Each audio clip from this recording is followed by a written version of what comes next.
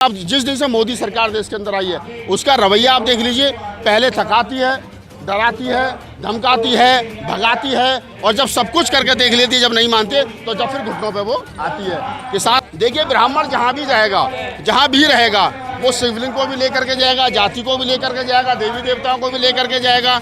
वो उस हर कर्म कांड को लेकर के जाएगा जिन कर्म कांडों के साथ ब्राह्मण पैदा हुआ है, क्योंकि उन बिना कर्म कांडों के ब्राह्मण रह ही नहीं सकता। जो लोग भगवान बुद्ध की मूर्ति के सामने शिवलिंग लगा रहे हैं या और अन्य से कर्मकांड कर रहे हैं, घंटा बजा रहे हैं, वो बुद्ध का तो कहीं ना कहीं एक तरीके से मैं कहूँ कि बुद्ध के जो ज्ञान है, बुद्ध की जो शिक्षाएं, उनका तो अनादर कर ही रहे हैं। साथ ही इस भारत की जो छवि है उसे विश्व के पटल पर धूमिल करने का काम कर रहे हैं। और 1920 से लेकर के आज तक ये लड़ाई चल रही है। 100 साल से लंबा संघर्ष है और लगभग 100 साल से ब्राह्मणों का, यानी कि मैं कहूँ कि सरकार की सह पर ब्राह्मणों का कब्जा है। अब देखने वाली बात यह है कि सरकार, हमारा झगड़ा जो है वो सरकार से है, हमारा झगड़ा ब्राह्मणों से नहीं है, हमारा झगड़ा किसी पंडे पुजारी से नहीं है। जो पंडे पुजारी वहाँ बैठे हैं वो एक कानून के तहत बैठे हैं, वो कानून सरकार ने बनाया, उस कानून को ख़त्म सरकार करेगी। तो मेरा कहने का मतलब है कि जो लोग ये कह रहे हैं कि सफलता नहीं मिल रही है या बहुत सारी चीज़ें हैं, तो हमारा काम है सरकार के ऊपर दबाव बनाना।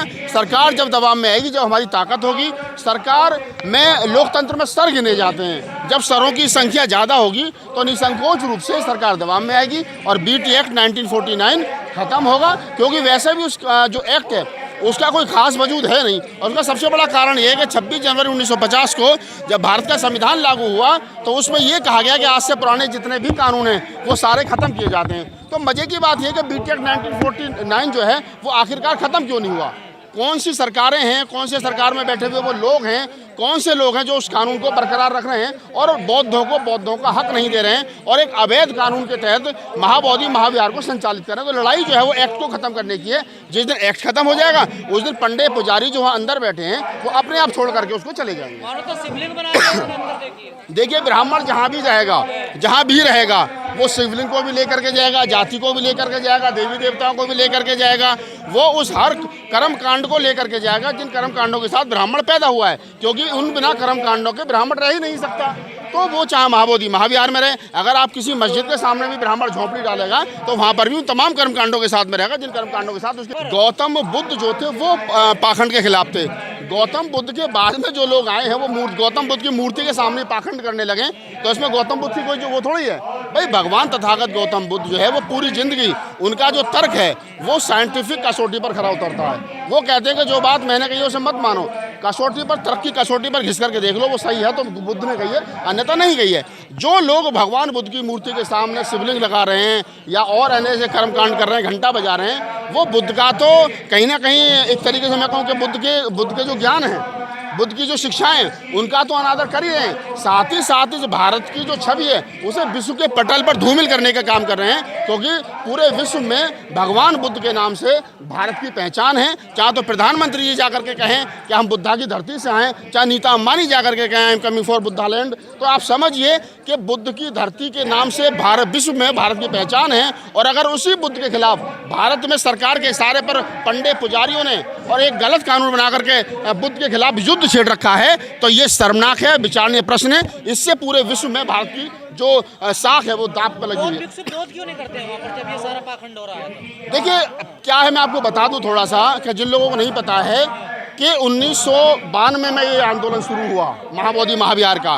उसमें भदंत आनंद महाथेरा, सुरेश ससाई, करुणाकरण, हर्ष बोधि, तमाम भंते ज्ञानशील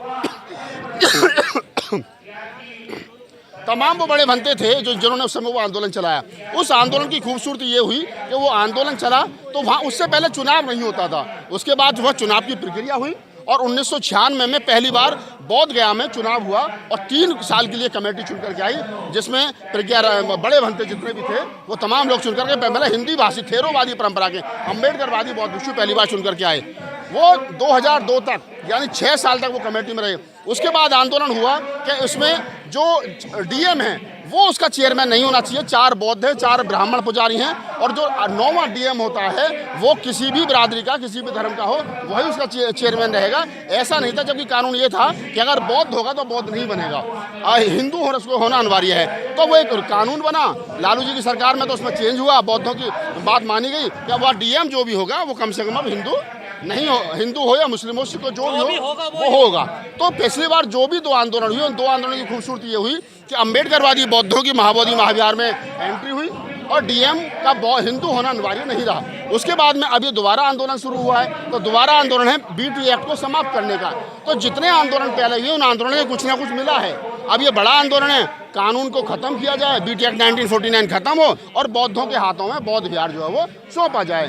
तो ये सौंपा जाएगा। इस आंदोलन का क्या होगा? कभी यहाँ होता है, यहाँ से उठा लिया वहाँ होता है, वहाँ से उठा लिया वहाँ होता है। देखिए, सरकार जो है वो दमनकारी नीति अपना रही है। सरकार सुनने की स्थिति में नहीं है, समझने की स्थिति में नहीं है। सरकार का जिस दिन से मोदी सरकार देश के अंदर आई है उसका रवैया आप देख लीजिए। पहले थकाती है, डराती है, धमकाती है, भगाती है, और जब सब कुछ करके देख लेती है, जब नहीं मानते तो जब फिर घुटनों पे वो आती है। किसान आंदोलन में सरकार 2 साल के लगभग आई। जब क्या नाम है 2 अप्रैल का आंदोलन हुआ SC/ST एट्रोसिटी एक्ट को लेकर के, तो सरकार जब घुटनों पर आई, जब हमारे 13 से ज़्यादा बच्चे शहीद हो गए, जितने चाहे तो 13 पॉइंट रोस्टर का आंदोलन है, उस आंदोलन में सरकार जब घुटनों पर आई, जब सरकार को लग गया कि नहीं अब हमको पीछे झुकना, तो ये आप समझ लीजिए किसी भी तरीके से कि सरकार को जब तक सरों की संख्या ज़्यादा नहीं होगी तब तक हाथों की संख्या ज़्यादा नहीं होगी। यहाँ कर रहे हैं आप लोग, ग्वालियर में आंदोलन कर रहे हैं, सफलता तो मिलती नहीं आप लोगों को। देखिए, सफलता मिलेगी, ऐसा नहीं कि सफलता नहीं मिलेगी। ग्वालियर से मूर्ति भी वापस चलेगी। मैं क्या कर रहा हूँ, देखिए ग्वालियर की मूर्ति का मामला अलग है, ये मामला अलग है। जितने भी मामले हैं, हर मामले का अपने आंदोलनकारी अलग है।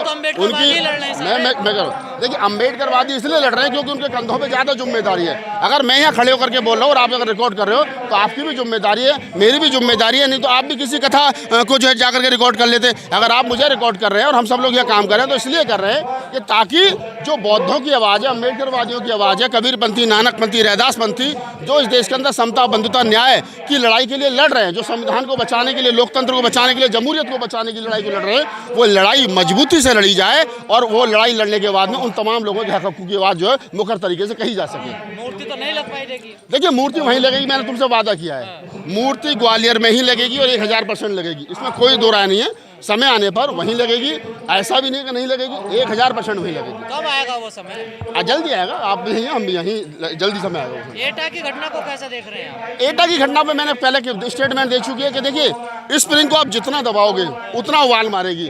आप इस देश के दलितों को, इस देश के पिछड़ों को, इस देश के अछूतों को ये कह करके अगर डराएंगे और धमकाएंगे कि आप तो अछूत हो, आप तो कमज़ोर हो, आप तो मतलब उनको कम करके आंकोगे, तो वो समय दूर नहीं है कि फिर दौड़ा दिए जाओगे भीमा कोरेगांव की तरह। अभी जो एटा की घटना है कि अगर आपको डॉक्टर अम्बेडकर जयंती निकालने के लिए परमिशन चाहिए तो फिर उनको भी कलश यात्रा निकालने के लिए परमिशन चाहिए। ऐसा नहीं हो सकता कि आपका कुत्ता और तुम्हारा कुत्ता हमारा कुत्ता और तुम्हारा कुत्ता टॉमी, ये चलने वाला नहीं है। परमिशन चेक करने का हाँ नहीं ना, परमिशन अगर आप मेरे मोहल्ले में आओगे तो पुलिस को थोड़ी बुलाऊंगा, मैं पहले आऊँगा ना, भाई लाओ परमिशन दिखाओ।